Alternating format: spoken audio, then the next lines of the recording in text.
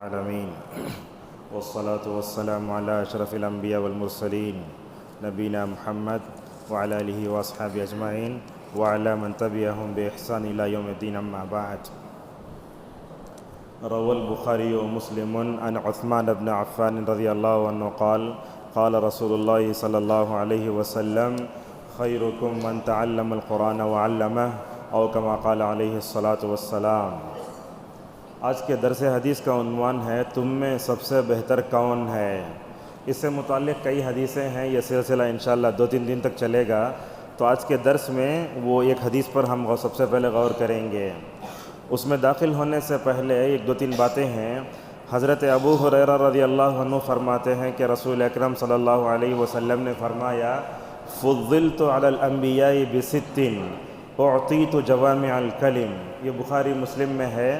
حضرت ابو ہریرہ کہتے ہیں کہ اللہ کے نبی صلی اللہ علیہ وسلم نے ارشاد فرمایا مجھے دوسرے نبیوں پر 6 چیزوں میں فضیلت دی گئی ہے.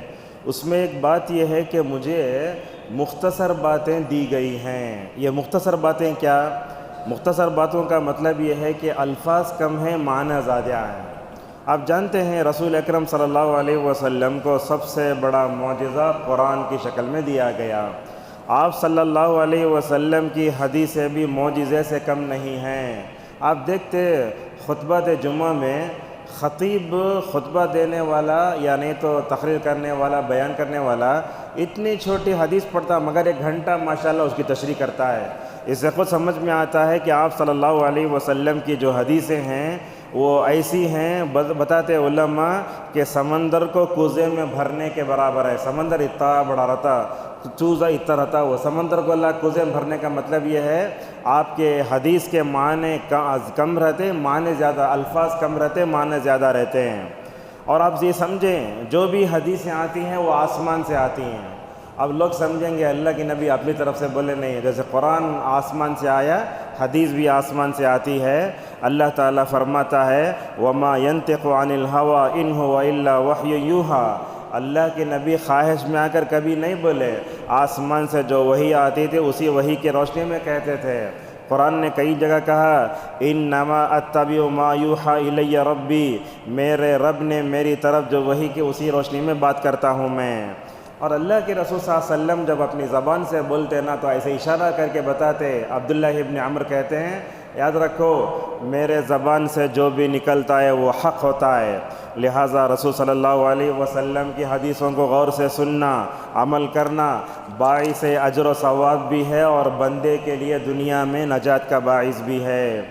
آپ صلی اللہ علیہ وسلم کی جو حدیثیں ہوتی ہیں وہ خیر و بھلائی سے بھری ہوئی ہوتی ہیں. لہٰذا ایک حدیث میں آپ کے سامنے پیش کرتا ہوں. حضرت عثمان ابن عفان رضی اللہ تعالیٰ عنہ فرماتے ہیں کہ رسول اکرم صلی اللہ علیہ وسلم نے ارشاد فرمایا خیرکم من تعلم القرآن وعلمہ. تم میں سب سے بہتر وہ ہے جو قرآن کو سیکھے اور دوسروں کو سکھائے. آپ نے کیا فرمایا؟ تم میں سب سے بہتر وہ ہے جو قرآن کو سیکھتا اور سکھاتا ہے.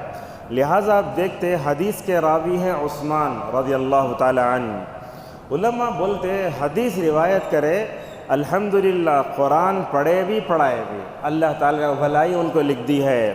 جیسا کہ ابو عبد الرحمن السلمی رحمہ اللہ فرماتے ہیں کہ حضرت عثمان نے رضی اللہ عنہ نے مجھے قرآن پڑھایا اور میں عثمان رضی اللہ عنہ کے زمانے سے حجاج بن یوسف کے زمانے تک قرآن پڑھاتا رہا. اگر اس مدت کو دیکھا جائے تو 70 سال لگتے ہیں. ایک جگہ بیٹھ کر 70 سال جو ہے ماشاءاللہ انہوں نے قرآن پڑھایا. علامہ ابن تیمیہ رحمہ اللہ اس حدیث کی تشریح میں کہتے ہیں تم میں سب سے بہتر وہ ہے جو قرآن سیکھے اور سکھائے. بعض لوگ کیا سمجھ جائیں گے میں قرآن لے کے بیٹھ جاؤں اور پڑھتا جاؤں تو یہ خیر میری زندگی میں آ جائے. صحیح ہے، لیکن آگے کہتے ہیں وہ تعلم معانیہ و حروفہ، اس کے حروف کو بھی جاننا، اس کے معنی کو بھی جاننا. حروف کا مطلب کیا؟ مثال کے طور پر جیسے عبداللہ مسعود کی روایت آتی ہے ترمذی میں اگر آپ الف لام میم پڑھے تو 30 نیکیاں. الف کو 10، لام کو 10 اور میم کو 10. اگر آپ سمجھے بغیر پڑھے تو بھی ہے ماشاءاللہ. یہ اسی لیے لوگ سوال کرتے ہیں رمضان میں ترجمہ پڑھ سکتے کیا، رمضان میں تفسیر دیکھ سکتے؟ نہیں۔ صالح آل الشیخ سعودی عرب کے جو ہے سابق وزیر تعلیم ہیں، وہ کہتے ہیں میں تو علماء سے کہتا ہوں، عام لوگوں سے نہیں، علماء سے کہتا ہوں کہ وہ ترجمہ تفسیر چھوڑ کر قرآن کو زیادہ پڑھیں، اس لیے کہ اسلاف کا عمل یہی ہمیں بتاتا ہے۔ تو جو لوگ ہمیشہ قرآن پڑھتے رہتے پڑھاتے رہتے ان کی زندگی میں ماشاءاللہ بڑا خیر آتا ہے۔ میں آپ کو بتاتا ہوں مکتب کی تعلیم، اس کو ہم نے معمولی سمجھ لیا ہے۔ اب کرتے بھی کیا ہے، مساجد کے ذمہ دار اگر ان کو امام صاحب کو 15,000 تنخواہ دیے تو اس میں انہیں پورے کامہ کر لینا، 4 خطبے بھی دے لینا، صبح کا درس بھی، شام کا درس بھی، خطبہ نکاح بھی، نچوڑ ڈالتے پورے لوگ اسے عالم کو دیکھ کر کے۔ اب مکتب پڑھاتا ہے، پوچھا 1,000 تنخواہ بڑھاؤ، چلے جائے میں آؤں گا صبح سے۔ یہ کیا ہے یہ؟ اب دیکھا تو MBBS کی سیٹ لینے کروڑوں روپے دیتے، قرآن اللہ کی کتاب پڑھانے والے کے ساتھ ایسا سوتیرانہ سلوک میں سمجھتا ہوں یہ اچھی بات نہیں ہے۔ قرآن پڑھنا پڑھانے والوں پر خرچ کرنا چاہیے۔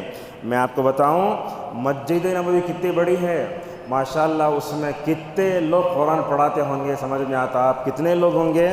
بلکہ ہم جب پڑھتے تھے اس وقت کا حساب لگائے تو حرم کے امام ہیں عبدالباری سبیتی حفظہ اللہ نے ایک مرتبہ یہ بتایا تھا 2004-05 میں صرف مدینے میں حفظ کے مدرسے 450 ہیں۔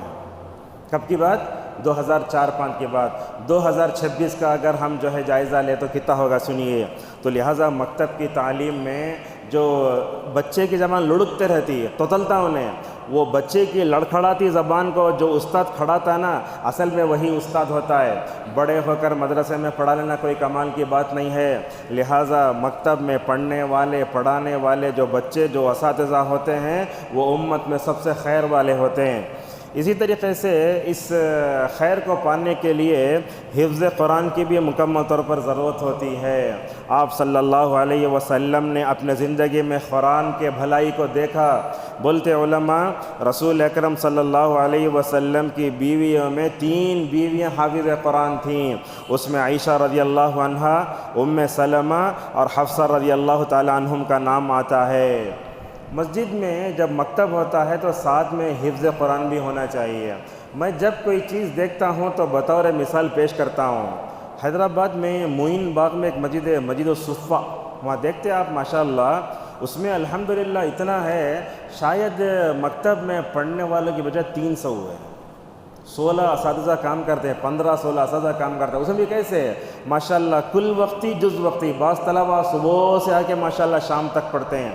بعض بچے ایسے ہوتے ہیں صبح سے جاتے ہیں مدرسے کو، اسکول کو، 3 تک جاتے، کھانا کھا کے تھوڑی دیر سوتے، نماز عصر کو آ گئے تو ماشاءاللہ عشاء تک مسجد میں حفظ کرتے رہتے ہیں۔ تو اس طریقے سے ہمارے مکتب میں بھی ٹائم ٹیبل ہونا، بلکہ آپ دیکھتے دینیات کے نام سے ہمارے مسلک کے علاوہ دوسرے مسالک میں کتاب پڑھائی جاتی ہے، مگر ہم دیکھتے ہیں کہ ہمارے سلفی مساجد میں کوئی نظم نہیں ہے مکتب کا۔ لہٰذا مکتب میں حفظ قرآن بھی ہونا اور بچوں کی روحانی تربیت بھی مکمل طور پر کرانا چاہیے۔ آپ جانتے یہ سوشل میڈیا کو، زوم وغیرہ کو ہم لائٹ لے لیتے، عبد المحسن قاسم مدینے کے امام وہاں سے بیٹھ کر ماشاءاللہ دنیا کے کونے کونے سے ماشاءاللہ قرآن سناتے ہیں۔ عمر آباد کی طلبہ ہیں جو بیچ بیچ میں جا کے بولتے ہیں 9 بجے میں امام حرم کو قرآن سناتا ہوں، کتنی بڑی چیز ہے یہ۔ لہذا اس طریقے سے معلوم ہوتا ہے کہ آن لائن بھی ہو آف لائن بھی ہو، یہ قرآن میں جو ہے حفظ کی طرف مکمل طور پر توجہ دینا چاہیے۔ بات یاد رکھو آپ، امام شافعی رحمہ اللہ کہتے ہیں جو بندہ قرآن یاد کر لیتا اس کا رتبہ بڑھ جاتا ہے۔ اللہ کے رسول صلی اللہ علیہ وسلم تو حافظ قرآن کی بڑی عزت کرتے تھے۔ کیسا؟ آپ صلی اللہ علیہ وسلم جو ہے جب غزوہ احد میں کئی صحابہ شہید ہو گئے، یہ کہ قبر میں آپ نے کئی صحابہ کو رکھا، اس موقع پر پوچھتے ان میں سے کون حافظ قرآن؟ دیکھو کیسا ہے، اس میں حافظ قرآن کون ہے؟ سب سے پہلے اس کو یہ کرتے۔ بلکہ بعض روایتیں یہ بتاتی ہیں جن کو سورہ بقرہ یاد ہوتی آپ صلی اللہ علیہ وسلم اسے جو ہے کیا کرتے، لشکر کا امیر بناتے تھے۔ لہذا یہ سمجھ میں آتا ہے اگر ہم قرآن پڑھنے پڑھانے کا ماحول اگر پیدا کرتے ہیں تو بہت اچھا ہے۔ ہم میں سے کتنے لوگ ایسے ہیں جو قرآن نہیں پڑھتے دادا بن جاتے ہیں، قرآن نہیں پڑھتے نانا بن جاتے ہیں، لیکن انہوں بولتے بچوں کو، نواسوں کو، پوتوں کو، نہیں میں نہیں پڑھا ہوا، تو پڑھ لے۔ یاد رکھیے قرآن پڑھنے کے لیے کوئی عمر نہیں ہے۔ امام احمد بولتے ماں کی گود سے لے کر قبر میں جانے تک میں طالب علم ہوں۔ تو ہم کیوں قرآن نہیں پڑھتے؟ ہمارے بچوں کو ہم اگر کسی سبجیکٹ میں اگر کمزور ہو تو ٹیوشن کو بھیجنے تیار ہو جاتے ہیں، مگر قرآن پڑھانے کا معاملہ آیا تو مکمل طور پر ہم لائٹ لے لیتے ہیں۔ مکتب اور حفظ کے اساتذہ کی قدر کریں۔ دیکھو کتنا اچھا ہوتا ہے۔ ایک استاد کیا کیا، کہیں اپنے جو ہے شاگرد کو قرآن پڑھایا، جب قرآن مکمل ہو گیا تو کیا کیا معلوم؟ ماں باپ الحمدللہ بچے کی زندگی میں خیر آیا بول کر اس استاد کو الحمدللہ بدلہ دیتے ہوئے عمرے پر بھیجے۔ ایسی مثالیں بھی ہم مکمل طور ملتی ہیں۔ لہٰذا آج اگر قرآن دنیا امت مسلمہ یہ چاہتی ہے ان کی زندگی میں بھلائی آئے تو ان کو قرآن سے جڑنا۔ اب بولیں گے میرے بال سفید ہو گئے نا، میں سسر بن گیا نا، قرآن کیسے پڑھنا؟ شرمانا نہیں، میں اپنی بات بولتا ہوں۔ دیکھو حالانکہ میں عجمی ہوں، میرا دوسرا تیسرا سال ہے، حرم میں بیٹھا ہوا ہوں، عرب کا ایک بوڑھا آ کے مغرب پر میرے پاس قرآن پڑھتا تھا، جس کی عمر 70 سال کی ہے، بولتا ہے علمنی یا شیخ، علمنی یا شیخ کہتا آ کر کے۔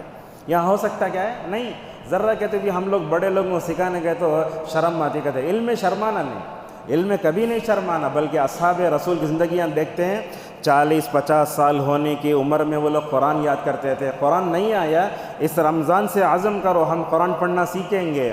قرآن پڑھنے کے لیے سب سے اچھا وہ یہ ہے نورانی قاعدہ۔ اگر بچپن میں اگر وہ تختیاں پڑھا دیا نا تجویز سے، بات دیکھو ماشاءاللہ بچہ دے کر خود بخود پڑھتا۔ اور سب سے بڑھ کر خواتین یہاں نہیں ہیں، اگر حالت حمل میں عورت اگر قرآن پڑھی نا ماشاءاللہ بولتے بچے کی صحت پر اس کا اثر پڑتا ہے۔ ہم قرآن سے دور، ماں باپ کا بھی قرآن سے تعلق نہیں، بچوں کو میں حافظ قرآن بنا تو بلکہ مدرسے میں تو بچہ پڑھتا نہیں پڑھتا، اس لیے کہ ماں باپ کے اندر وہ ڈی این اے میں نہیں ہے وہ، تو یہ تمام چیزیں معلوم ہوتی ہیں۔ اور آج کا نوجوان بھی قرآن سے بہت دور ہے، اللہ معاف فرمائے۔ ہمارے نوجوانوں کو گانے معلوم، ہمارے نوجوانوں کو میوزک آئی تو بولتا ہے کون سے فلم کا گانا ہے، مگر آپ اسے پوچھو قرآن پڑھنے بولے نہیں آتا۔ اللہ اکبر، حالت تو یہ ہے اگر آپ اسے 10 سورتیں بولے تو وہ بھی پڑھنے نہیں آتا۔ ایک دو مثالیں دے کے اپنی بات کو ختم کر لیتے ہیں۔ سعید ابن مسیب رحمہ اللہ، ان کی بیٹی حافظ قرآن، ان کی بیٹی عالمہ، اور ان کی بیٹی رسول اکرم صلی اللہ علیہ وسلم کی سنتوں پر چلنے والی، یہ ایسی نیک اور لڑکی تھی، بادشاہ نے اپنے بیٹے کے لیے پیغام بھیجا۔ آج کے زمانے میں رہتے تو بولتے رائل فیملی سے رشتہ آیا فوراً دیا لیں گے کر کو، نہیں دیے، انہوں بولے میں نہیں دیتا۔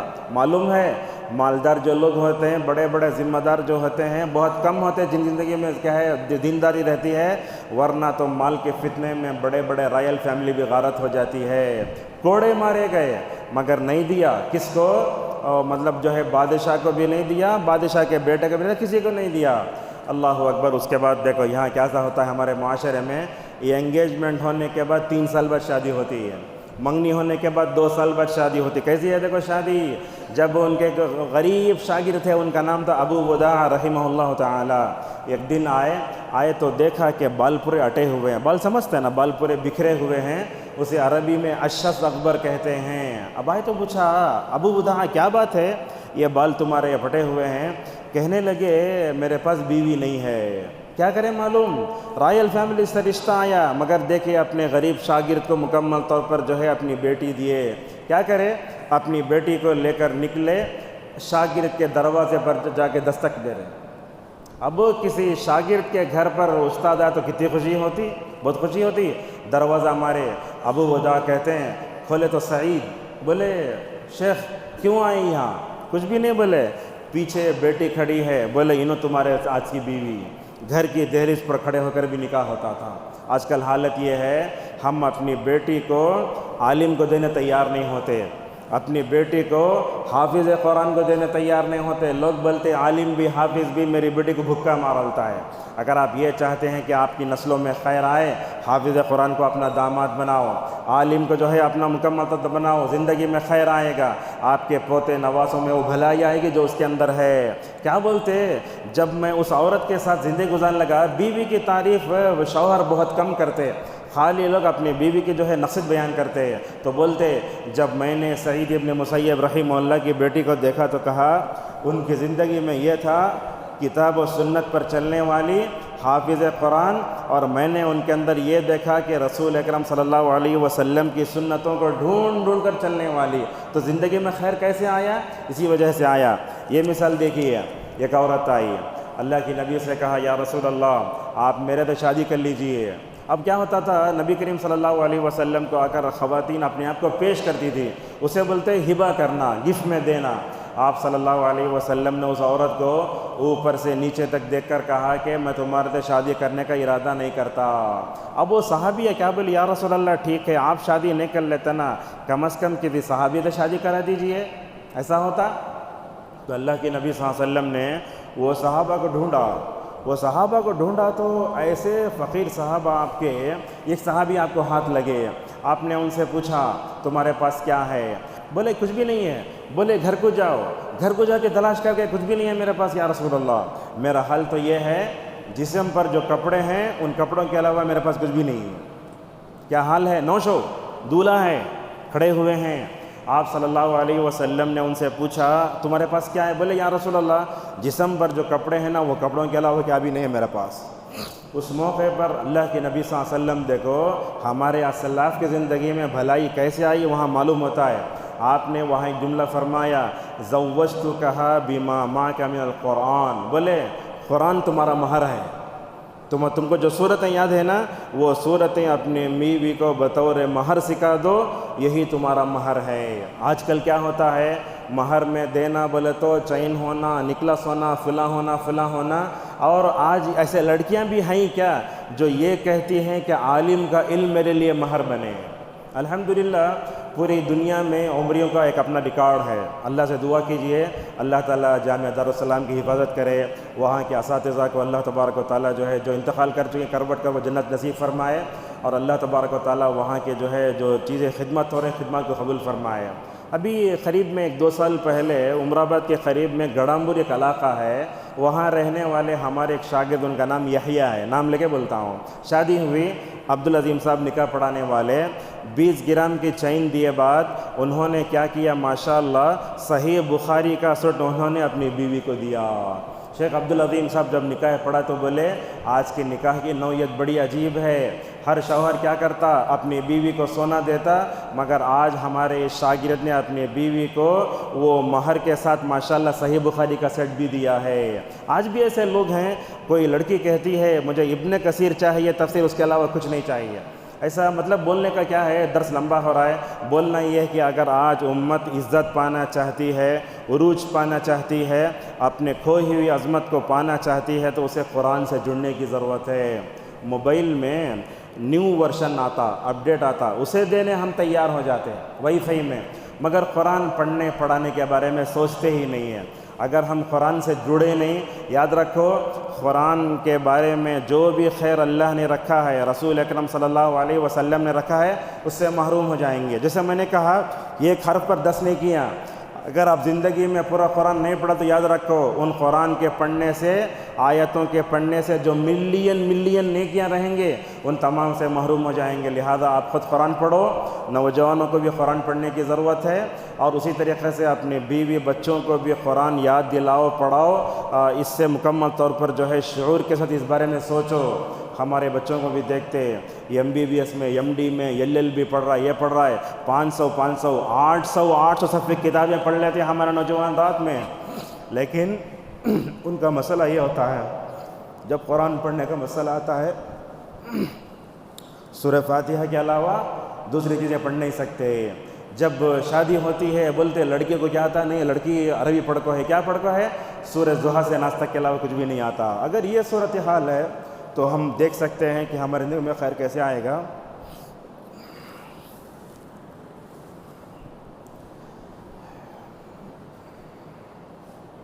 اللہ تعالیٰ سے دعا ہے اللہ تعالیٰ ہم